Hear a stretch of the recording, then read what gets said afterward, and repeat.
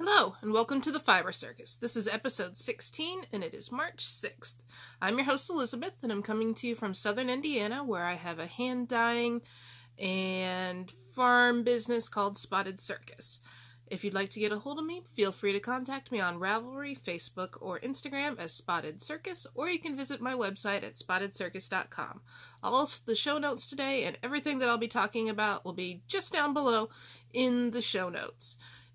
If you have not hit like or subscribe, please do, because it definitely helps me quite a bit with being able to get the podcast out to a few more viewers. So if you're a returning viewer, thanks a lot for coming back, and if you're a new viewer, thanks a lot for joining us this week. I wasn't quite thinking today when I put on blue sparkly lipstick on how pale it would make me look. Interesting lipstick. Don't know that I'm going to wear that again on the podcast, and I don't really know what I was thinking when I bought it at the time, but I guess I thought at the time that I could look and pull off some blue sparkly lipstick, so who knows, we'll see where it goes this week. So, the past 2 weeks, I've done quite a bit of knitting, and it's going to be kind of a boring podcast because I've been really monogamous at my knitting, actually, but I have been doing a ton of machine knitting and actually getting prepared for a couple of upcoming events that I've got going on. I do also have a tutorial towards the end of this show that's going to be all about washing alpaca fiber and why it's not scary to do it and how to do it in an easy, simple way that'll help you without to prevent from felting it. So, on to works in progress. So, my first work in progress this week is a sweater that I've been knitting on, and it's called Dangerfield Island by Tanis Gray. So this is kind of what the sweater looks like. It's a cable-y front, and then it has cables running down the back. And I am knitting it in Paintbox Simply Chunky, which is a 100% acrylic yarn that I got from loveknitting.com. It has 149 yards per ball, and the balls were a little under $2 a piece. So this sweater is going to cost me under $25 to make, which is pretty awesome. So I've gotten to the point now where... Let's see, so last week I was right there, and now I'm down here. So I've split for the armholes, as you can see, and I've got roughly 13 inches to go from this armhole split before I'm done with the body.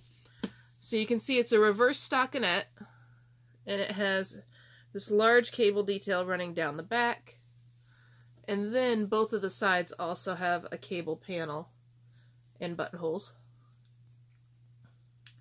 And now that I've split for the sleeves, it's a little bit quicker knitting because I don't have to worry about doing the raglan increasing that I was doing back here, because now it's just going around, well, back and forth at least on the body. So it's going along pretty well. I think, I want to say I'm 4 or 5 balls into the sweater right now. So it's going pretty good, in my opinion at least. The yarn's holding up well. I haven't seen any major pills starting to happen on it. And the colors, actually, there's some depth to it. There's a little bit of black mixed in with this purple that really makes it look a nice jewel tone when you're knitting with it. I'm knitting it on size 10.5 Zing needles, which are a Knitter's Pride needle. It's also a 6.5 millimeter if you're a UK viewer. They're going really well. They haven't come unscrewed at all while I've been knitting, and the slipperiness of the metals really helped with sliding the cable stitches past it. So it's going pretty good. My goal is to get it done before the end of April, so that way I get points for it for SSK. I think that's achievable as long as I actually sit down and continue working on it the way that I have been. And it is living in a bag by Awesome Grannies, is what it's called. Bags by Awesome Granny. And it's these cute little firefly kids.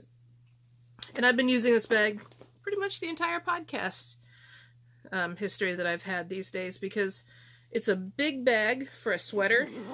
I mean, this is a chunky weight sweater, and it's getting somewhat full, but I have several more balls to go. And it did have this kind of cute little tag here. You can see Bags by Awesome Granny. So, really nice. The bag's holding up really well. It's really sturdy, really well sewn. So, it's going good.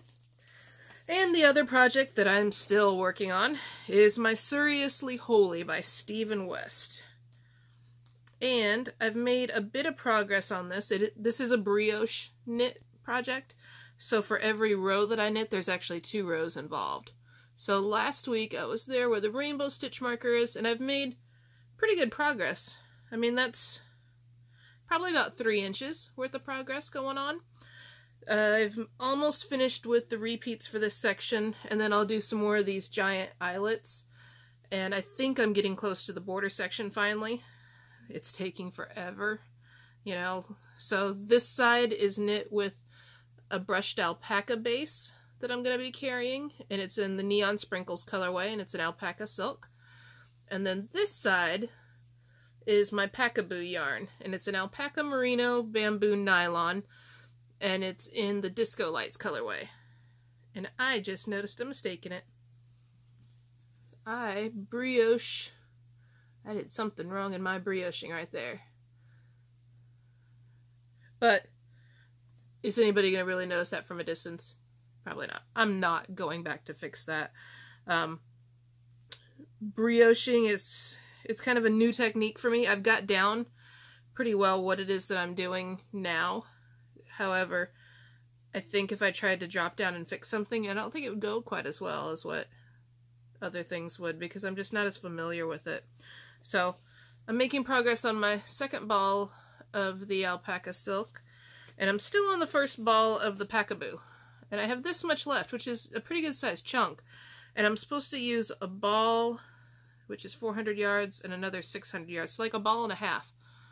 So I'm a little bit concerned that I'm not using this up quite so rapidly.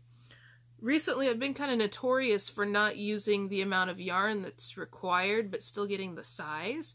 My last sweater that I just finished, the the Even Flow by Holey Locatelli. I knit that out of Madeline Tosh Pashmina Sport, and I had, I think, 2.5 extra skeins, but yet it fits fine.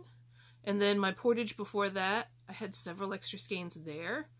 So I don't know what's going on with my knitting gauge. I mean, the gauge is looking correct, but I'm not using up the yardage that I should be.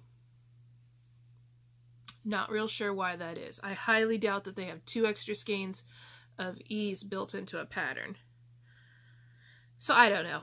But anyways, my Suriously Holey, it's going pretty good.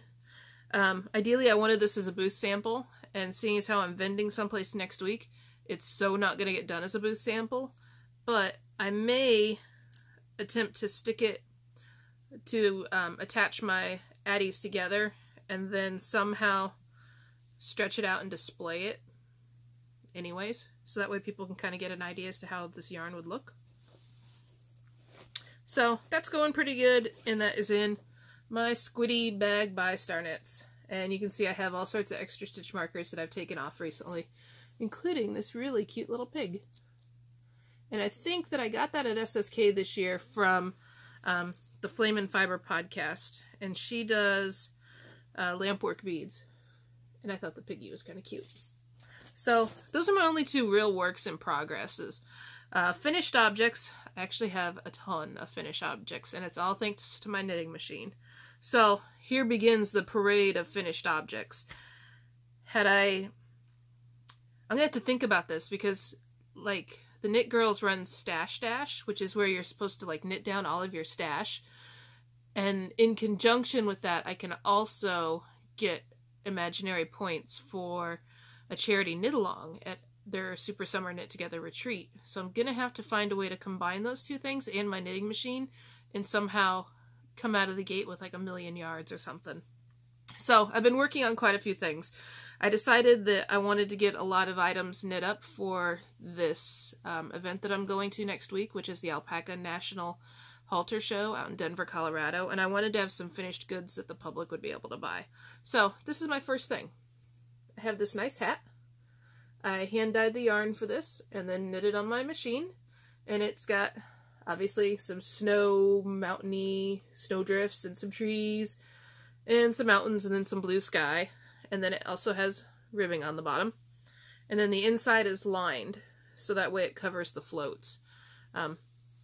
Really nice hat. All of these hats have been knit out of my Pacaboo base, which is an alpaca merino nylon bamboo base. So this is one hat. Then I knit this hat, which is a dark gray with these kind of tweedy red alpacas. And it also has ribbing. And it's already sold because I started posting things and people were saying, oh, I want to buy this. And at the time I was like, sure, you know, I could use some money. I'll sell it. And then I got to thinking about it and I said, if I'm selling them now, I'm not going to have any stock for the show that I'm going to. So I stopped after 2 items and said, all right, everybody, I'm going to build up some inventory and have photos of things, and then you can place custom orders after that. So I finally figured that out. So this hat's already sold to a nice gentleman in Colorado. He picked out the colors, and I think it looks pretty awesome. He did not want a pom-pom. You know, you're missing out if you don't like pom-poms. Then we'll go into Cowl City. So here's one cowl with dark gray and tan alpacas. We have purple with silver alpacas. We have black with neon alpacas, and these will glow under black light. They could also kind of be piñatas, you know, because they're kind of just bright little bits of fun. Then we have blue and tan alpacas. And we have black with speckly yarn alpacas. And then I also have a dark rose gray with a light rose gray set of alpacas. And this one's also pre-sold. And that was the last thing that I pre-sold before I figured out we need to stop this pre-selling. We just need to finish some items. So I got all of those little guys done. I did actually do some of the seaming on a sewing machine because this is 180 stitches out of crossways that I'd have to actually seam up. So this is knitted as a big flat piece, and then the 2 ends are seamed together, and then it's also seamed in this direction, which this isn't too bad of a seam. I got an alpaca missing a front leg there, but that's not too shabby. Then the last thing I have is this hat, and it's kind of a tannish with aqua-colored alpacas. It's a little bit smaller than the other ones, and I'm not really... I kind of know why that happened. I was playing with some numbers and not paying as close of attention as what I should have. So that'll also be up for sale. So I got all of those guys, and then yesterday I cranked out 3 more cowls, and then I'm hoping to get at least a few more of those mountain hats done. And then the other huge finished object that I have is this. It's kind of hard. There's no way I'll be able to get it all in, but it's a baby blanket with little bitty rosy gray heathered alpacas. You can see it goes all the way down to there. And then, so I did this in acrylic because mentally to me, what mother is going to hand wash an alpaca blanket with a baby? You know, that just isn't practical to me, so I did do it in acrylic. This was the first time attempting to make something like this, so I had no idea what the yardage would be. And so I got to the top, and then I just continued knitting plain, thinking, okay, I'm going to have enough to do the back. And then I started looking, and there was no way that I had enough to do the back. So the back is got a white border on the top, and pink all the rest of the way down. I also did not take into account just how much the gauge is different from here to here. The back was quite a bit looser, so this I seamed up on a sewing machine because this is like a, I don't know, this is probably 3.5 to 4 feet wide or long, and that would take forever to do. I do have a little hole here to seam where I turned it inside out, but you can see why it is I have to knit a back panel. So these are the alpacas that are formed, and then the other colors floated in between. So I did a simple zigzag stitch on the inside to do my seaming, and that worked pretty well for the most part. So I've just got this little bit left to do. So I have one baby blanket done. I don't know if I'm going to do custom orders on baby blankets or not, because I kind of forgot to weigh the cones before I started making the baby blanket, so I really don't know the yardage still that went into this. I can tell you the approximate weight, but the 2 yarns are different brands too, which is going to be kind of hard to estimate as far as how many yards exactly are in this baby blanket. And I don't know how much to charge for something like this. I know approximately what my hats and cowls can bring, but this is quite a bit bigger. So what I'm going to do is actually open this up for auction, and I'm going to have a silent auction little like canister where you can put what it is that you'd be willing to pay for it with your name and phone number, and we'll see what happens after the national show and see what people are willing to pay for a baby blanket. I mean, you can't just buy cute little alpacas on baby blankets like this. And it's handwork. This took some effort. Moving into machine knitting, the reason why I got so much of this done is because I finally learned how to set up my motor drive for my machine. And I picked up this motor drive when I was on my trip out to New York recently. I'd seen an ad on Craigslist that listed that they had some knitting machines for sale. And I contacted them and said, well, you know, what else do you have? And they said, oh, we have a couple motor drives and this and that. And they said, they're only $100. And I was thinking, $100? You know, on eBay, these things retail for over $1,000 normally.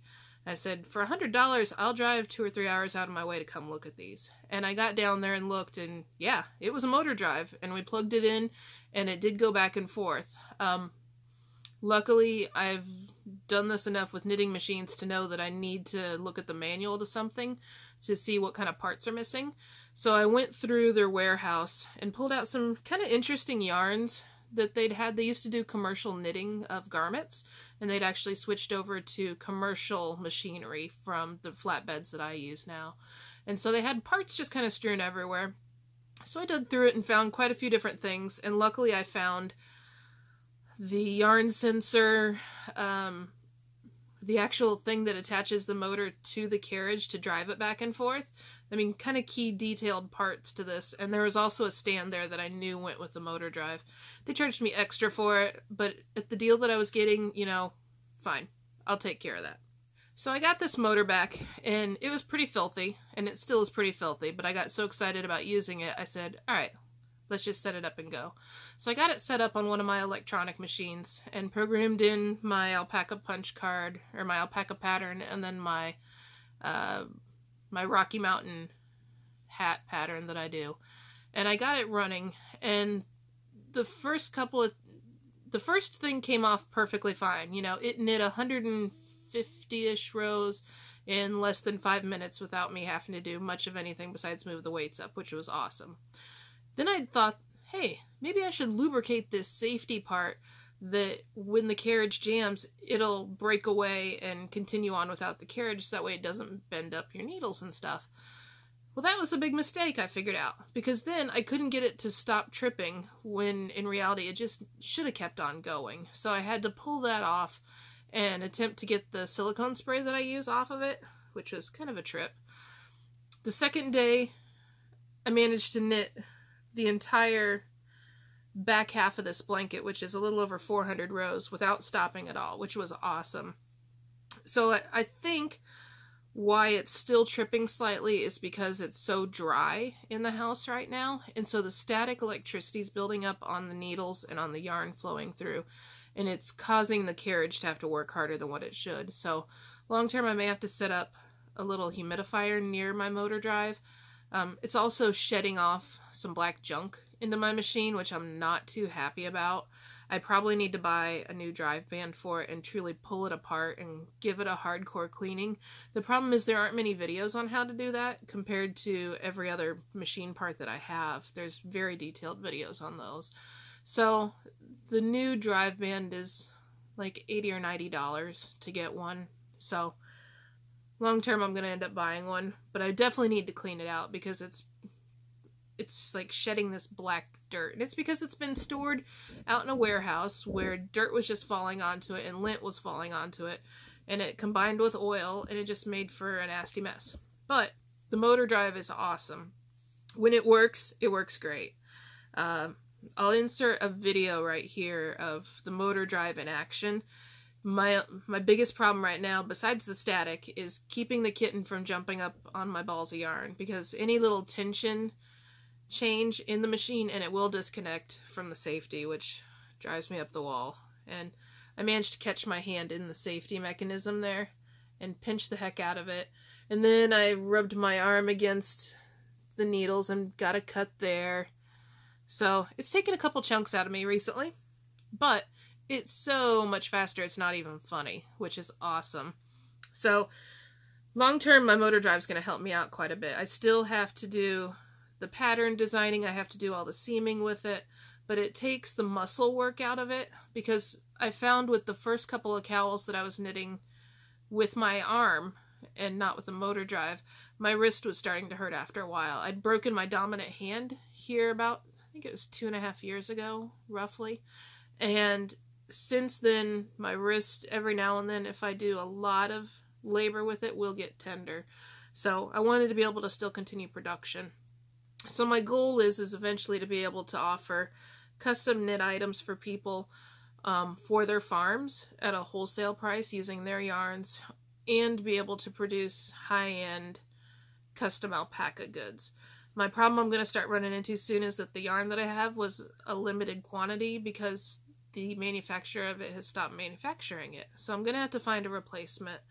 And I know currently how this yarn works, so I'm going to have to start doing some swatching and playing around with it.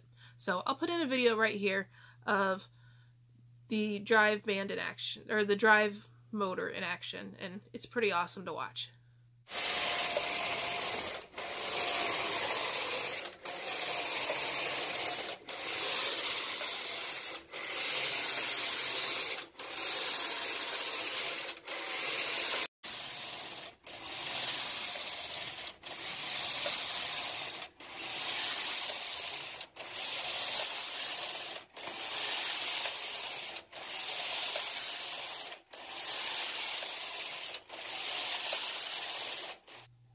Okay, so you have to agree, that's totally a part of the work smarter, not harder clause in knitting.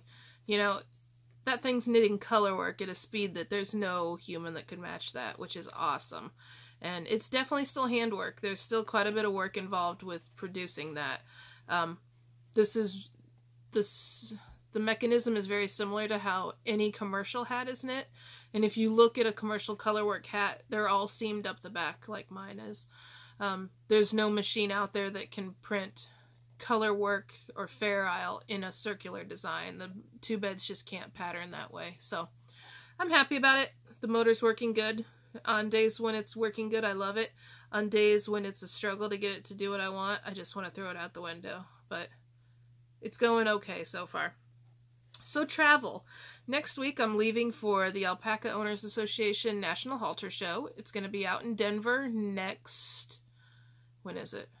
So check-ins Wednesday and Thursday. So it's Friday, Saturday, Sunday out at the Stockyards, the main arena there in Denver. So I'm driving out on Tuesday, and I'll probably be back Monday or Tuesday. It's all going to depend a lot on the weather.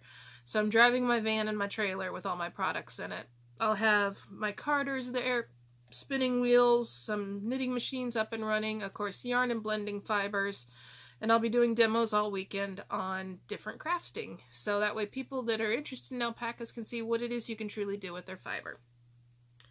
After that, March 30th, I have a one-day machine knitting class in Bloomington, Indiana at Bloominglabs. And it's going to be a pretty basic intro to machine knitting, and hopefully we'll crank out enough fabric to be able to make a hat for everybody. So I think there's still a few spaces in that. April 19th and 20th is the Fiber event in Greencastle, Indiana. It's about 40 minutes from my house, so it's a 2-day fiber festival up there with animals, and there's classes and all sorts of awesome stuff, so definitely come up and say hi.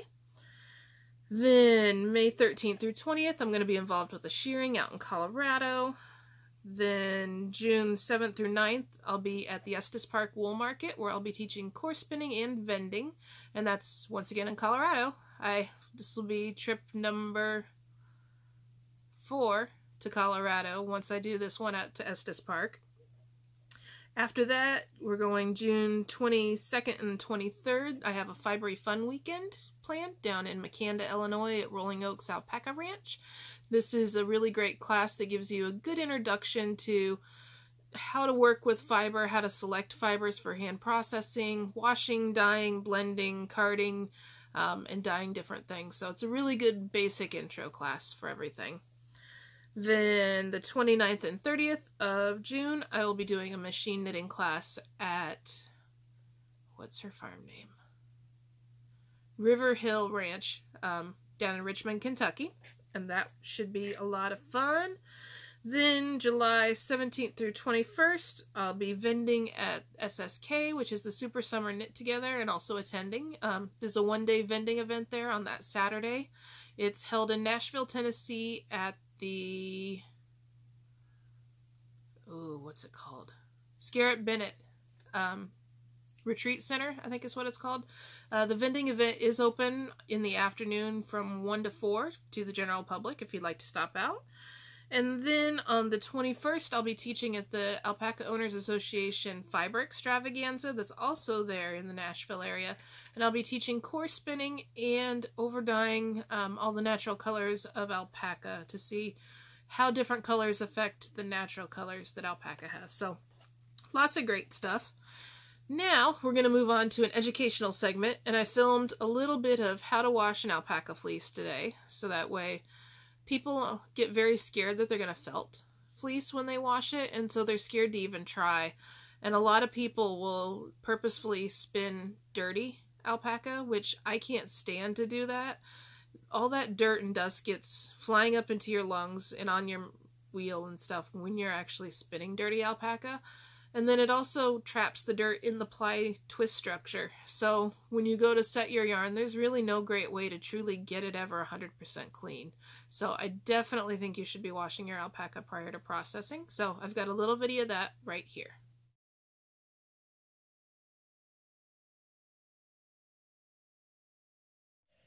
Okay, so today we're going to cover how to wash an alpaca fleece easily. There's a lot of people that are afraid to wash alpaca fleece because they're worried that they're going to somehow felt the fleece in the process, or they're just in general not comfortable when dealing with a finer fleece. So I wanted to do a short video here just to kind of show you what it is that I do when I wash fleece. I wash quite a few fleeces every year for my classes and for my products. So I've got down a routine that seems to work pretty well for me. When I first started washing alpaca fleece, I would actually just use a garden hose and a bucket and some soap, and it worked fine. However, since then, alpaca fleeces have become finer, and they're starting to get almost a lanolin-y grease feel to them. In your extremely fine fleeces, you'll feel almost a waxy coating, and it's a protective coating that the alpaca fleece has to help. It's just a part of the fleece. It's not quite as bad as lanolin is, but it's definitely a coating that you need to get off. And as a result, I've had to start using hotter temperatures to wash alpaca. Not boiling hot or scouring like you would with wool, but still somewhat warm. So this is the fleece I'm going to wash today. My high-tech tools are, I have Unicorn Power Scour.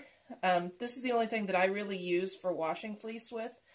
It has anionic agents in it that really help to get the dirt lifted up, and it just really helps to refresh the fleece and keep good handle still on it without drying it out. It also does have some anti-static benefits somewhat. And it says here, let's see, so to scour fleece, 1 tablespoon mixed into 2 gallons for 1 pound of raw fleece. So that's not a lot. This, it says, will do 16 to 32 washes. With washing, they're using like an ounce. So it works really great. It's also good for pet stains, wine spills, lanolin and oils, no harsh ingredients. It's biodegradable, so it's actually a really good thing to use. I've tried several other things to scour with, including this. It's the Wash and Dye Bastard cleaning product. It does a good job on my high lanolin locks that I'm attempting to keep in lock form, because this requires you to actually massage it through like a shampoo. And with the alpaca, I really don't want to be rubbing my alpaca that much because I don't want it to felt. So this is really kind of limited in not for this use. Some people also use Dawn. Dawn suds up a lot, and it's hard to get those suds out without causing felting once again. So I'm going to be using Power Scour, a very high-tech bucket here from Walmart. I think this is a 3-gallon bucket. It comes in the car wash department. See, the auto drive. It's like a $2 bucket, so nothing expensive or fancy. So to start with, I look at my fleece and say, okay, what's the debris level like? Now you can see I have some sections here of light debris. And how do I decide if this is enough that it's going to come out? So what I do is I fluff it out and give it a good little shake. And say, okay, how much of this is coming out? And actually, quite a bit of it has come out. There's still some really fine stuff right there, but some of that will drop out in the carding process. So as I just continue to fluff this little piece and give it a shake, you can see that's quite a bit improved from where it was. And if we look down here, you can see just how much has dropped out of that little section. So this is going to actually open up really easily for fleece processing. So, how do I start out? I look at the fleece, make sure there's nothing else major in there. Here's a little bit of mud, but that's okay. We're washing it, mud will come out. Overall, this is a really clean fleece for the most part. There aren't a lot of second cuts, and it's a fleece where when you have locks, they actually open up extremely easily. So this is going to be really great for getting the dirt out and for allowing it to become truly good and clean. So, to start out with, we're going to get some water. So, okay, so we're going to start adding some water to our bucket. You want it to be somewhat warm, but not hot. So you can see I can stick my hand in it easily and my hand's not turning red, so it's not very hot. It's not steaming or anything. It's just a nice warm temperature. If you're dealing with Surrey fleeces, you would want to actually get a somewhat hot water because Surreys are very greasy in handle, and you'll need that hotter water to help melt that grease off the Surrey.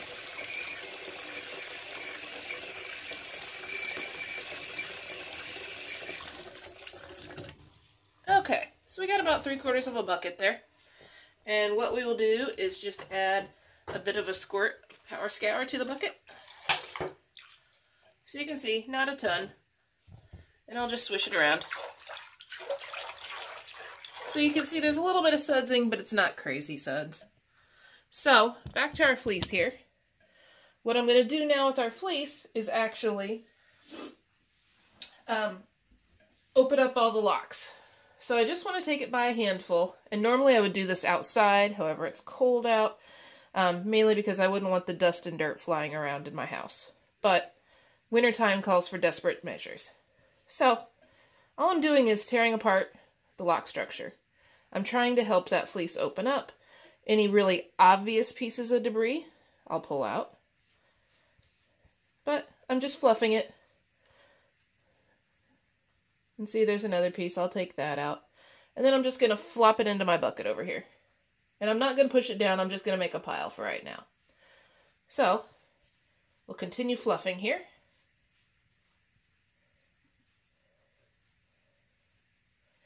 So like this piece right here is quite a bit higher in micron than what the rest of this fleece is. You can see it looks different. There's no actual crimp to it versus the rest of this, which does have crimp. So that's junk. We're going to throw that out.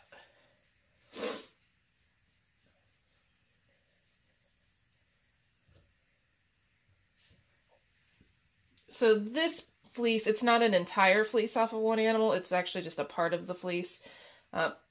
It's roughly 14 to 15 ounces of fleece. And it's all going to go into that bucket.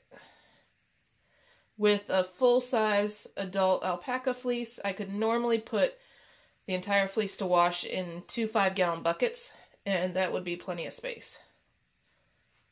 So you can see, just fluffing.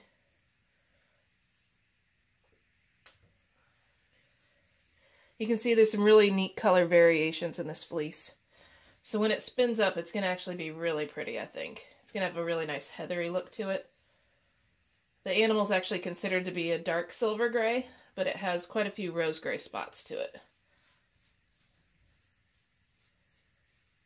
So we're still just fluffing and shaking.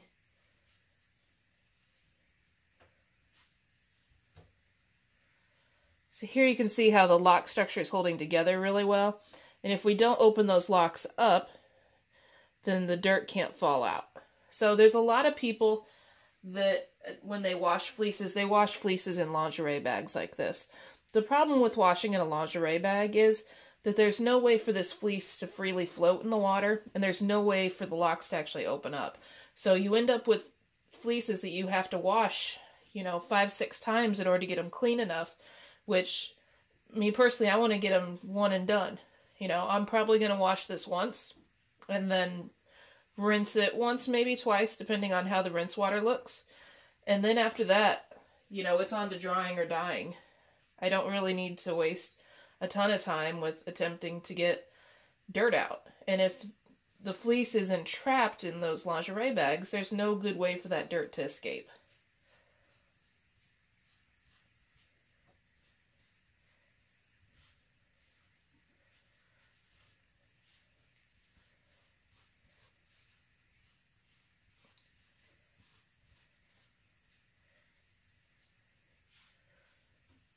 So I'm just moving through the fleece here, painting a worsted style preparation where every lock is spun from the tip end to the butt end. I wouldn't obviously do my prep this way because there's no good way now to see which end is which now that I've fluffed them all out. I normally don't spin in a true worsted prep.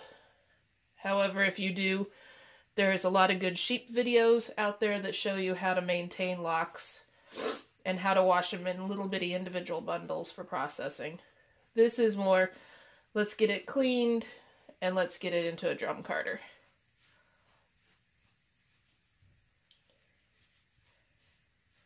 Okay, so I think I've kind of fluffed the majority of this fleece. So now that it's fluffed, we're going to move over here to our bucket.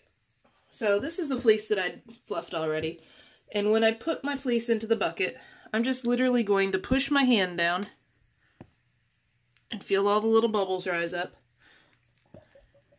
I'm not squeezing with my hand or anything. I'm just literally pushing it into the water. Then I'll grab another handful of fleece and push him down. So I don't want to go messing around a ton with the fleece. I just literally want to get it down in there and soaking well. And you can already see that the water is pretty dirty. Alpacas like to take dust baths. It helps to keep their coat fluffed up, similar to what a chinchilla does, and it helps with insulation. So here's some more. So I'm just smushing it down in there. And I'm just basically plunging my hand straight down.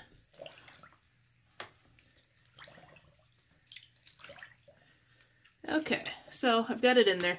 Now you can see just how filthy this water is already. This animal was actually vacuumed prior to shearing, and they live out on granite dirt paddocks. So even though they got quite a bit of it off during shearing, there's still quite a bit of dirt in there. And if you look down there, you can see just how much dirt I shook out from that alpaca. And that's pretty typical of an alpaca fleece. So now that I've gotten my fleece down in there, I'm going to let it set for about 15 to 20 minutes roughly. On occasion, I will come in and I will actually use my hands to just pull the fleece apart, keeping it down in the water. I don't want to pull my fleece up and do this. It's going to be agitating to the fleece. So what I'm going to be doing is just taking my fingers and raking it apart down in the water. And that's just further helping to open up those locks. And I'll do that once or twice here. So now we're going to let it set for about 15 minutes. Okay, so it's been about 20 minutes, and I'm going to go through and do my rake fingers again just to make sure that every lock's gotten opened up in this really filthy water. Okay, so at this point what I'll do is actually use this lingerie bag, and I'll use it just to be able to tip the fiber out of this bucket and contain it without it all washing down the drain or having to pick it up out of the bathtub. So I'll just stick it over the end here, and then you can see just how filthy that water is that's coming out.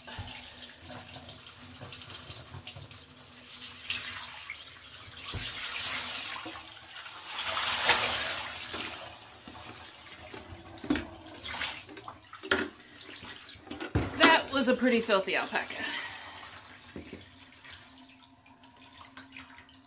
So I'm gonna just let this drain somewhat. And then what I'm gonna do is actually spin out some of this nasty dirty water. I don't really want to sit here and squeeze this because I don't want to try to agitate the fiber at all. What I could do is take this bag outside and actually swing it around in circles, and that'll use a centrifugal force motion in order to get most of that water out. Some people use salad spinners, which you can also do that. I personally have a large-scale spin dryer. So let's go to the spin dryer. So this is my spin dryer. It's the laundry alternative spin dryer. There's also one made by Nina Soft. You can see it's just got a tub in there. So what I'm going to do is just put my fleece down in there, shut the lid, and then I'm going to make sure that I have the drain, a bucket over the drain, and then start.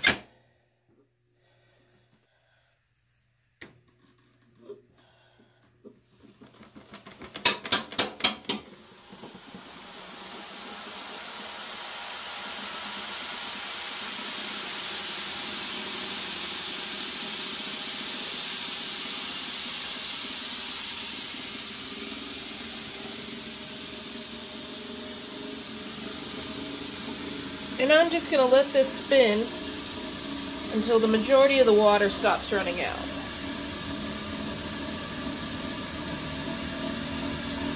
You can see there's all this filthy water, and I wouldn't want that in my rinse water because it would kind of defeat the purpose of putting it into clean rinse water.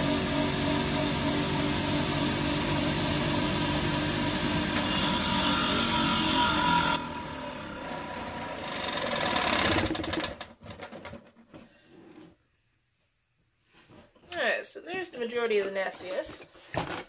So you can see there's soap in there, and there's nasty water.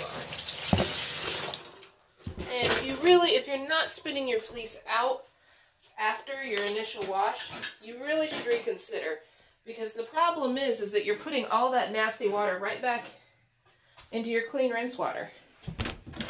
So now we need to do a rinse, at least one rinse. We may do two on this one because it was particularly filthy. So, rinse water. I want to go with water that feels the same temperature as this fleece or hotter. You never want to go colder because colder is what's going to cause felting action. So I'm going to stay with somewhat warm water again. I'll rinse my bucket out.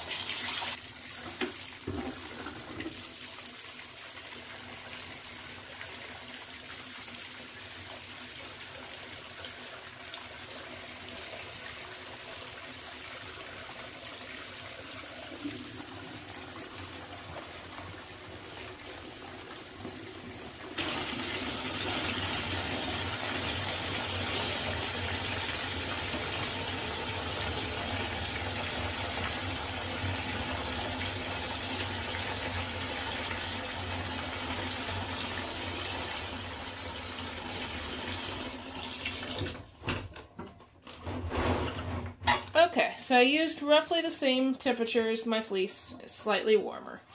Now, I don't want to just submerge this bag in there because, like we talked about before, there's no good way for that fleece to open up. So you can see, there's still a little bit of debris in there, but it looks shinier. So, we're once again just going to push it down.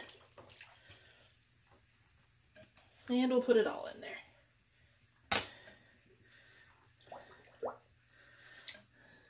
Okay, so clear-wise, it's not too bad yet, but I am going to open it up since it got somewhat compacted during the spinning. and see what it's looking like. So you can see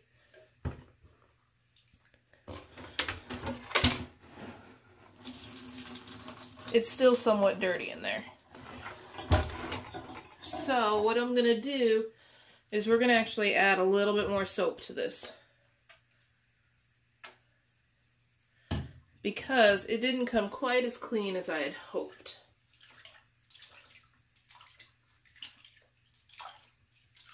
And I'm just going to kind of mix that soap in a little bit with my rake fingers. As you can see, it's definitely still somewhat dirty.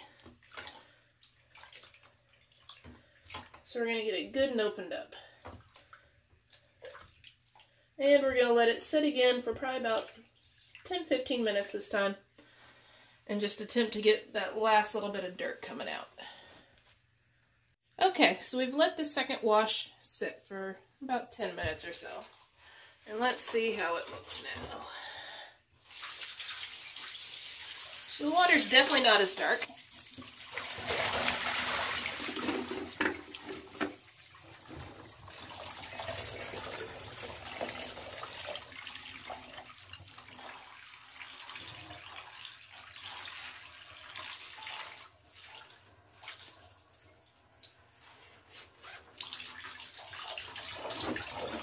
There's still a little bit of residue in the bucket from dirt.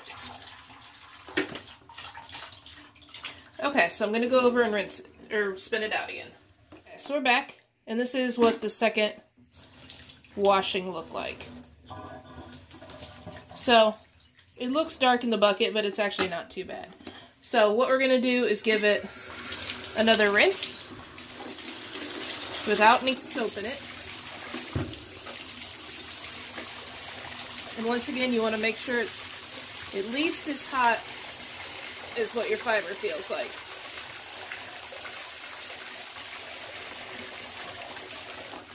There we go.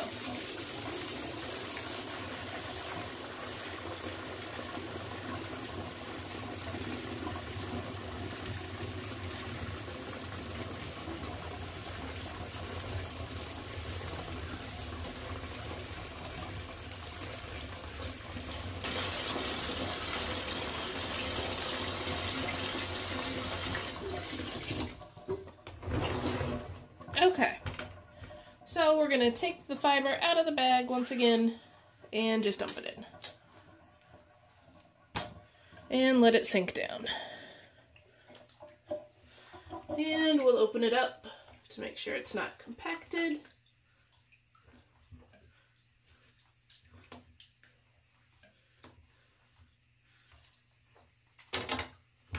And you can see this time it's quite a bit more clear. So because I'm going to be taking this on with other processing, I'm going to be hand spinning this myself and then setting the yarn. I'm not too concerned about the water being 100% perfect as far as being clear. This really isn't bad though. I mean, there's a little bit of a haze, but it's not too bad at all. So what I'll do is let this sit for a little bit, and then we'll spin it out one more time and then lay it out to dry. If I was going to be selling this fiber as is without dyeing, I would definitely want it for it to rinse completely clear, because I wouldn't want my customers to purchase something that's dirty still. If I was taking it on to dyeing, this would also be acceptable, because in the dyeing process you're going to rinse once more again. So it's kind of a matter of using your best judgment as far as when it's truly clean. So we'll give it a few minutes here. We'll just continue to open it up. Okay, so we've let it set for a little while, and what we're going to do is go ahead and spin it out. So you can see what's coming out of there. There's still some dirt in the bathtub in general, but the water that's coming out of there is actually pretty clean.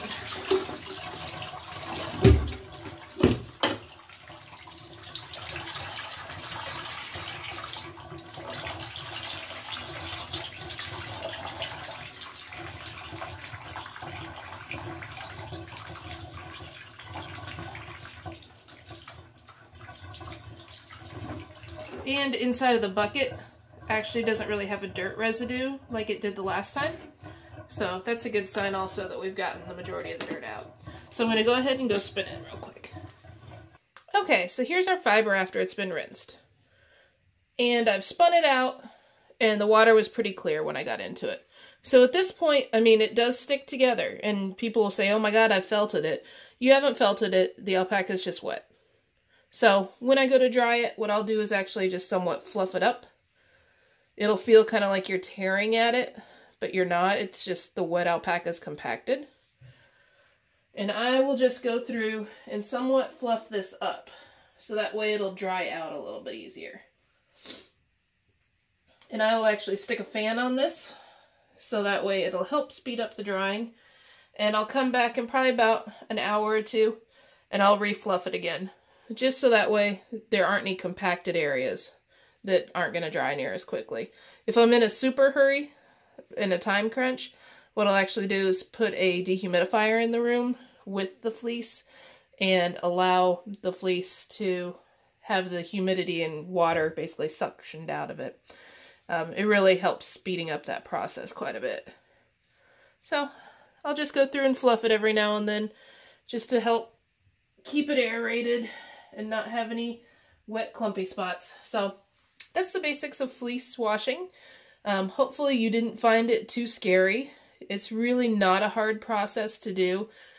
You know, a simple bucket, some soap, some warm water, and then a way to get that nasty dirty water out.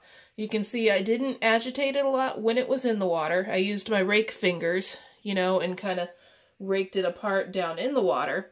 But that's really about all the agitation that I did. There's a little bit of debris still within some of these locks. However, when I go to use this on the drum carder, those will actually fall out. So overall, the fleece looks pretty clean. It does smell like a wet alpaca. It's not the most pleasant scent, in my opinion, but it's nice because the fleece is clean now, and I can move on to my next step in the processing. And really, this didn't take any kind of fancy equipment whatsoever, but you could definitely see the amount of dirt that fell out from washing this fleece. I don't like to spin alpaca fleece raw or dirty, pre-washed. I know that people say you can, but just because you can doesn't mean you should. All that dirt that fell out here in this process is now going to be going into your wheel or up into your lungs as you're spinning this, because the dirt has to fly out somewhere.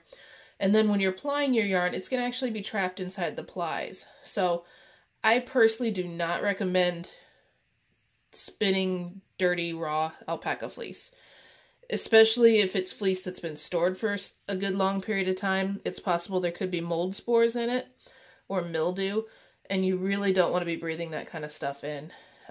I find that if I'm dealing with fleece from another area where I don't live, the pollen that's in those fleeces will also affect me because I don't have the tolerance to the different pollen as what it is I do the stuff that's here. So definitely washing fleece shouldn't be scary. It's not hard. It's not real high tech. You don't have to have anything fancy to do it. You just have to give it a try. So hope you enjoyed it and good luck.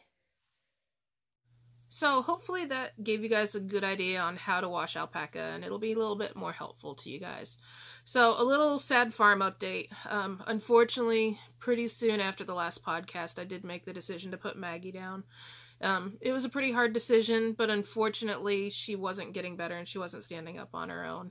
And I did take her pelt after we put her down because I believe that you shouldn't waste anything that that animal produces.